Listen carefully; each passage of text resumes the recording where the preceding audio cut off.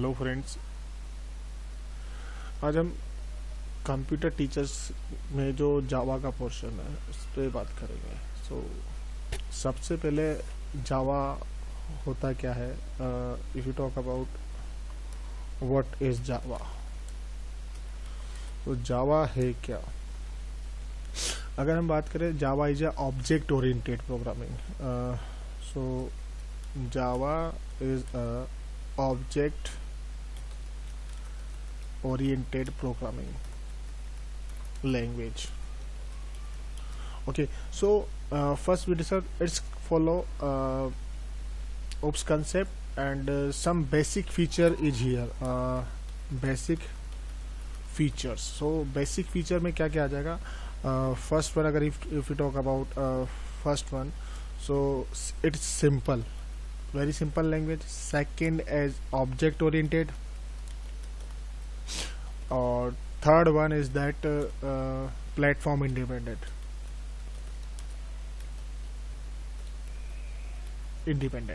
And another one is robust, and next one is that secure. So these are the basic features. So how it is works now, if you talk how it is works, तो works कैसे करती है जावा, अगर इसके बारे में बात करें तो हाउ इट इज वर्क्स।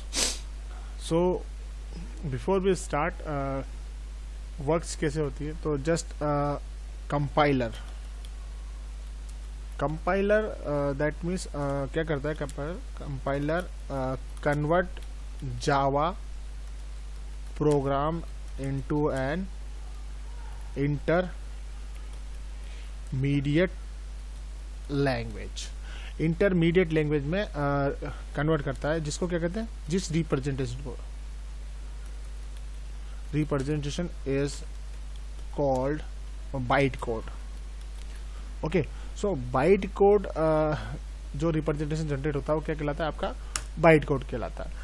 अब यही बाइट कोड क्या करता है कि जो है क्या है बाइट कोड, प्लेटफॉर्म इंडिपेंडेंट है, प्लेटफॉर्म इंडिपेंडेंट। अगर हम बात करें इसके बाद, तो आगे क्या होता है, उसके बाद क्या होता है कि जावा की जो फाइल सेव की जाती है, file save Java dot Java के नाम से की जाती है। So first you have to set the path and then compiler generate the byte code and interpreter will execute the class file. So simple, we are making a simple program just like that. After that I'll brief all the things. So first search and open Notepad. Okay, so Notepad is here. So we are making a one program. Suppose I am making a class, suppose I am making high class. Then we have to put two curly braces, one is opening and second is closing. Now after that we have to put इसके बाद हमें एक keyword put करना था, public static void main, और इसके अंदर अगर इंटीजर ले रहे हो तो इंटीजर टाइप का, और स्ट्रिंग ले रहे हो तो स्ट्रिंग का, तो स्ट्रिंग आर्गुमेंट ब्रेक ब्लैंक, और फिर से एक और कर्ली ब्रेसेस ओपन और क्लोज। ठीक है, अब इसके बाद हमें क्या करना है कि बेसिक जो हम प्रोग्राम बना रहे हैं, अब यहाँ पर एक आर्गुमेंट ओपन हो गया, अब हमें क्या करना है, इसकी प्रिंट करना है, कमांड क्या करना है, प्रिंट करना है। अब प्रिंट करने के लिए हमें क्या करना पड़ेगा, इसको एक कमेंट बना देते हैं यहाँ पे, एक छोटा सा एक डबल लाइन से प्रिंट स्टेटमेंट, यानी कि स्टेटमेंट अगर हमें मुझे प्रिंट करना है तो उसके लिए मुझे क्या करना पड़ेगा, sys system dot out dot print ln, और यहाँ पर जो भी मैसेज आप लिखना चाहते हो, hi I am fine thank you and what about you. So okay, now terminate this one and close the line. Okay, so first this bracket will be close outside of this one. Okay, so I'm just closing this bracket. Okay, after that we have to save this file. इसके बाद हमें file को save करना है, save कर लेंगे हम file को, और माई डॉक्यूमेंट में जहाँ पर आप सेव करें वो जहाँ पे, अगर आप जहाँ भी सेव कर रहे हो तो उसका उस पा देना। तो हम क्या करते हैं यहाँ पे हाई डॉट जावा के नाम से, यानी कि जो क्लास फाइल है उसके, सॉरी h1 नहीं, हाई डॉट जावा जो फाइल है उसके नाम से हमें फाइल सेव करनी, ताकि हमें रन करने में दिक्कत नहीं आए। उसके बाद विंडो प्लस आर बटन से CMD ओपन करके, ठीक है, करने से पहले हमें इसका क्लास पाथ सेट करना होता है कि जावा एग्जीक्यूट कैसे होगी। तो यहाँ पर आपको एनवायरनमेंट वेरिएबल्स में आपको देखना है, यहाँ पर जाना है और आपकी एनवायरनमेंट वेरिएबल्स पे जाना है। यहाँ पर देखिए जावा होम नाम का मैंने एक पाथ सेट किया हुआ है, ठीक है। तो इस पे जाके इसको एडिट करके देखना है।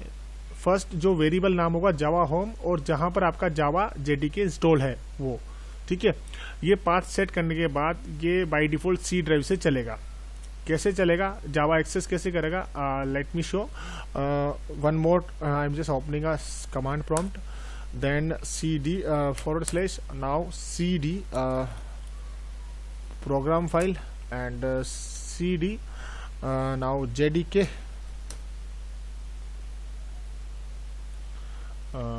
let me just check CD Java, okay now CD JDK, then यहाँ से आप CD bin करोगे और इसके बाद डायरेक्टरी देखोगे तो यहाँ पर इसका जावा कंपाइलर आपको नजर आएगा, जावा C बिन में जो आपकी फाइल को रन करेगा, दैट वन।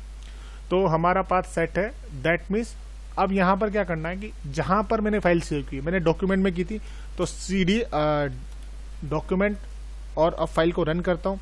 मेरी फाइल का नाम है, तो पहले मैं कंपाइलर यूज करूँगा, जावा C हाई डॉट जावा, एक minute space, Java C high dot Java, now enter.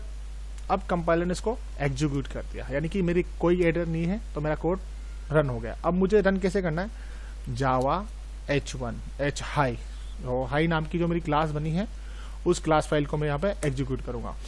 High I am fine fan thank you and what about you. तो आप देख सकते हैं माई डॉक्यूमेंट में यहाँ पर जो है डॉक्यूमेंट, एक minute just let me just, high नाम की एक जावा फाइल, एक मिनट, हाई H1 होकर, so this is the high. तो जावा की एक क्लास फाइल जनरेट होगी। एक जो है वो फाइल तो मैंने जनरेट की थी, बट जब मैंने कंपाइल किया तो वहां पर एक हाई नाम की क्लास फाइल, और इस क्लास फाइल को मैंने रन किया। एक और हाई नाम की फाइल होगी यहाँ पे जावा, जो कि नोटपैड में मैंने बनाई थी, ठीक है। तो डियर इस तरह से आपको ये फाइल एग्जीक्यूट करनी है। अब इसको हम क्लोज कर देते हैं, ओके, मिनिमाइज कर देते हैं या फिर क्लोज कर देते हैं, जो भी है, ठीक है, ओके ओके। नाउ अब अपना जो मेन चीज बात है, अब हम बात करते हैं बेसिक जो फंडामेंटल्स है, क्या क्या है जावा में बेसिक चीजें जिनसे हम जावा के बारे में जान सकते हैं, जावा होता क्या है, किस तरह वर्क करता है, कौन कौन सा फीचर्स यहाँ पर होता है, किस किस फेज में ये काम करता है। तो सबसे पहले बात करेंगे फंडामेंटल्स, ठीक है। तो convert Java program compiler into the, okay now अब बात करेंगे basic fundamentals. So basic fundamental में जावा में क्या है, फर्स्ट है ऑब्जेक्ट ओरिएंटेड अप्रोच के साथ ये वर्क करती है। जैसे कि C++ क्या था, ओनली कंसेप्ट था उप्स का, but Java is a pure, so will talk about Java is a pure object oriented language. Java क्या है, एक प्योर ऑब्जेक्ट ओरिएंटेड लैंग्वेज है, लैंग्वेज है। और इसके जो बेसिक फीचर है उप्स के, अगर मैं बात करूं तो इसका जो ओरिएंटेड अप्रोच है पैराग्राफ में है, यानी कि ऑब्जेक्ट ओरिएंटेड पैराडिज्म जो है इसका, वो क्या है कि suppose we are having a data, so everyone having a some property and attributes like that. So suppose data, मैं इसको आपको elaborate करता हूँ वर्ड में ताकि आप को क्लियर हो जाए, ठीक है। वर्ड खुलेगा। so suppose I am making one file, making suppose this is the data, Okay, I'll just center over here. Okay, now we are having 4 method in each one.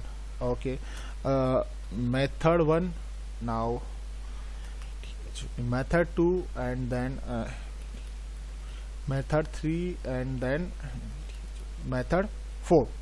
So these are the 4 method like that initiated by data. So object क्या बना, object is equals to data plus methods.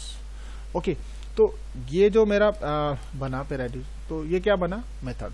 अब अगर बात करें तो data एक procedure का काम करेगा जिसको हम जब programs are divide into what are known objects, तो प्रोग्राम को हमने डिवाइड किया नॉन ऑब्जेक्ट्स में, ठीक है, वो क्या कहलाया, हमारा ऑब्जेक्ट्स कहलाया. अब ऑब्जेक्ट के फीचर्स होते हैं, कम्युनिकेशन होती है, बहुत सारी चीजें होती हैं. तो हम इसमें क्या करेंगे, बॉटम अप अप्रोच को फॉलो करेंगे.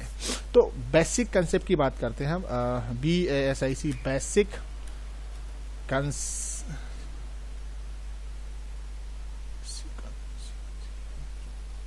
Concepts of OOPS, object oriented programming language.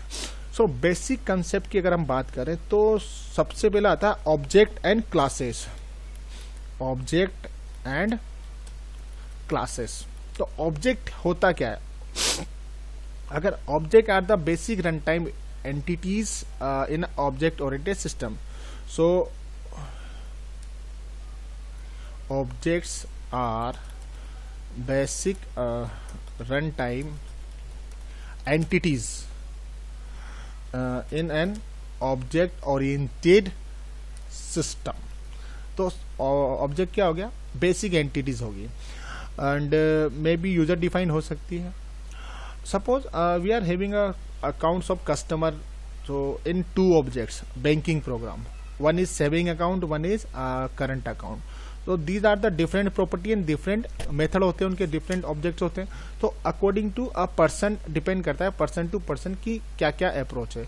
अगर हम छोटा सा इसका एग्जाम्पल लें कि सपोज करो एक पर्सन है, ठीक है. अब पर्सन जो है वो क्या है, ऑब्जेक्ट है. क्या है, ऑब्जेक्ट है सपोज. अब उसके जो डेटा होगा, डेटा में क्या होगा, उसका नेम होगा, बेसिक सैलरी होगी या सैलरी हो सकती है, ठीक है. तो ये क्या कहलाएगा, उसका डेटा. अब इसका जो मेथड्स होगा वो क्या होगा, तो सैलरी की जगह हम कर देते हैं यहाँ पे बेसिक पे. सो बेसिक पे और नेम क्या होगा, डेटा. अब सैलरी जो है इसका मेथड है, कौन कौन सा, सैलरी और टैक्स, यानी कि जो आदमी सैलरी लेता है वो टैक्स भी देता है, तो क्या होता है उसका मेथड्स. तो एक तरह से ये रिप्रेजेंट करता है अपने आप को, ऑब्जेक्ट को, ठीक है. और क्लास जो होती है, क्लास क्या होती है, यहाँ पे क्लास की अगर हम बात करें, क्लासेस की अगर हम बात करें तो class are the user defined data base. तो user defined data types, user defined data types and behave like a built-in types of programming, built-in types of a programming. तो ये एक यूजर्स का है. इसके बाद अगर हम बात करें, सपोज फ्रूट क्लास बना दी हमने, फ्रूट और मैंगो, तो ये दोनों क्या है, एक क्लास का ऑब्जेक्ट क्लास है. अगर अब इसके सेकंड फीचर पे जाते हैं, हम बात करते हैं feature number 2. First is object and class, second data abstraction and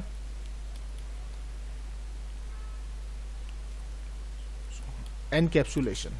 यानी कि आप समझ सकते हो कैप्सुलेशन एंड एनकैप्सुलेशन. सिंपल सा बड़े, आपने अगर देखा हो कैप्सूल वगैरह देखा हो तो उसमें मेडिसिन अंदर होती है, तो जब उस कैप्सूल में मेडिसिन बढ़ी जाती है तो किसको एनकैप्सुलेट किया जाता है.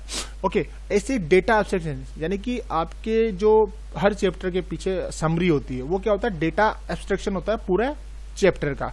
तो यहाँ पर भी हम बात करें क्लास एनकैप्सुलेशन की. सो फर्स्ट एनकैप्सुलेशन की अगर हम बात करें तो एनकैप्सुलेशन क्या होता है, रैपिंग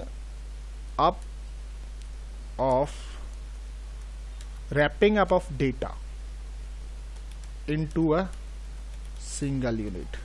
That means किसी भी इंफॉर्मेशन को या किसी भी सामान को एक छोटे से, जैसे कि हम अगर हम बात करें अलमीरा होती है हमारे पास, अलमीरा में बहुत सारे कपड़े होते हैं, तो वो कपड़े तो बहुत सारे हो गए लेकिन उनको एक यूनिट में बांध दिया अलमीरा में, तो वो क्या हो गया हमारा एनकैप्सुलेशन हो गया। ठीक है, इसी तरह अगर बात करें एब्स्ट्रैक्शन की, तो एब्स्ट्रैक्शन क्या होता है आपको मैं बता देता हूं पहले। एब्स्ट्रैक्शन मतलब डेटा को एब्स्ट्रैक्ट करना, यानी कि जब लिस्ट ऑफ एब्स्ट्रैक्ट एट्रीब्यूट जैसे कि साइज हुआ, वेट हुआ, कॉस्ट हुआ, मेथड्स हुआ, एंड उन सबको एट्रीब्यूट को क्या है, so that means abstract refer to the act of representing essential features without including the background detail and explanations. तो क्या हो गया, यानी कि ऐसा फीचर जिसको इंक्लूड किए बिना उसके बैकग्राउंड और पूरे एक्सप्लेनेशन का पार्ट का पता लग जाता है, जैसे कि समरी होती है किसी भी चैप्टर की, तो वो भी type is abstraction. Now second third one is inheritance. Inheritance होता क्या है, that means the process which object of one class acquired the properties of object another class. यानी कि क्या होता है कि वन क्लास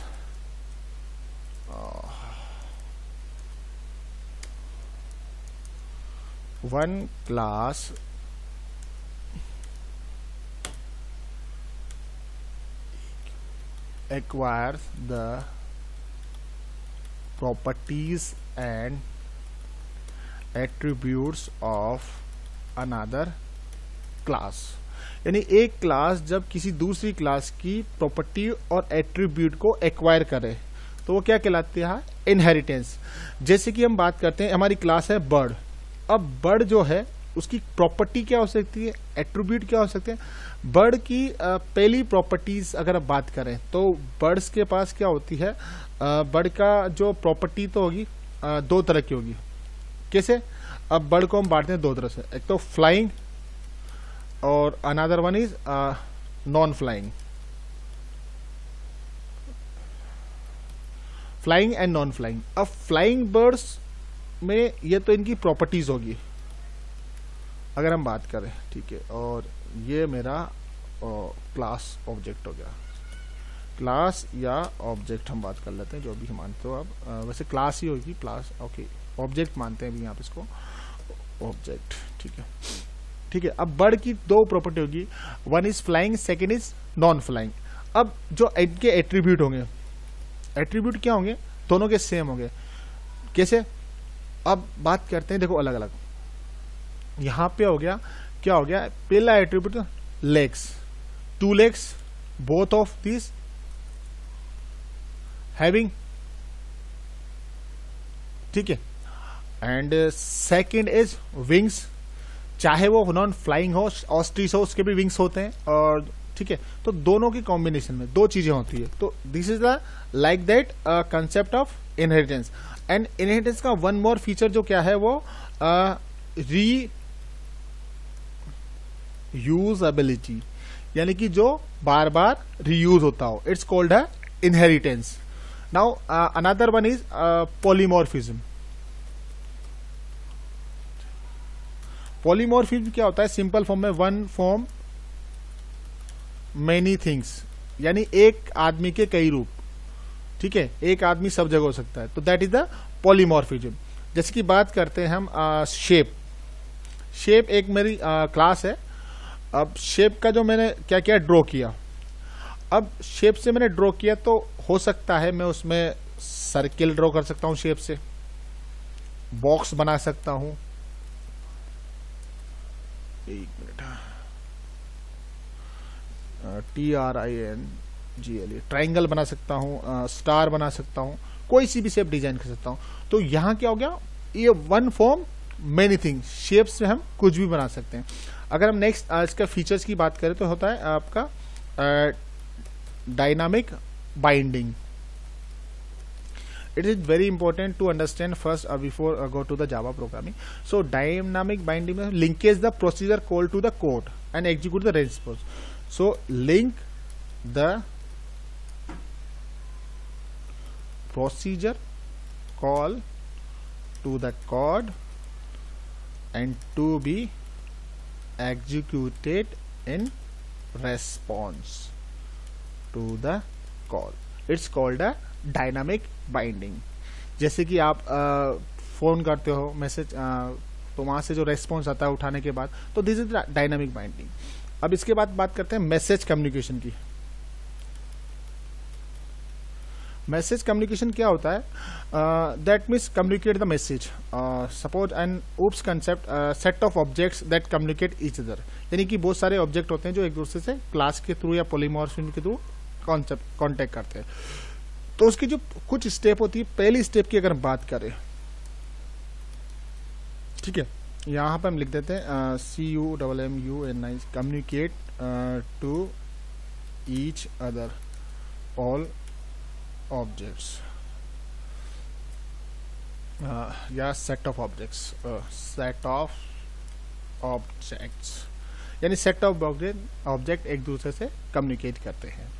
सो इसमें पहली जो स्टेप होगी मेरी वो ये होगी, क्या करते हैं, डिफाइन ऑब्जेक्ट एंड उसका बिहेवियर. सो सबसे पहले create class, then define objects and its behaviour, यानी कि उस ऑब्जेक्ट का वर्क क्या है. सेकेंड स्टेप की अगर बात करें तो सेकेंड स्टेप क्या होगी, object from the class definition, creating objects from the class definitions. Okay, and last step is that third step, establish the communication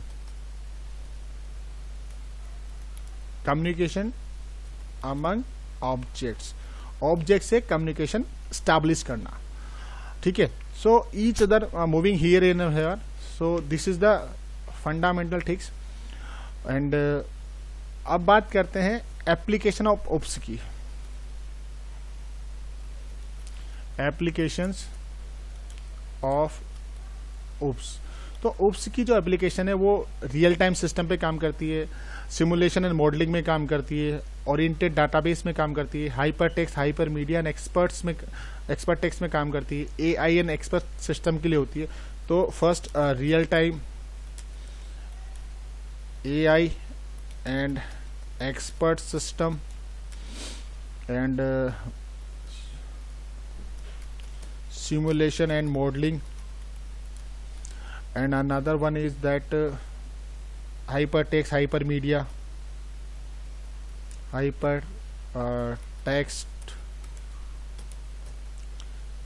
hypermedia और एक्सपर्ट टेक्स्ट. ठीक है. इसके अलावा बात करें न्यूरल नेटवर्क पर, neural networks and parallel programming. Neural network पर भी काम करती है और पैरेलल प्रोग्रामिंग. इसके अलावा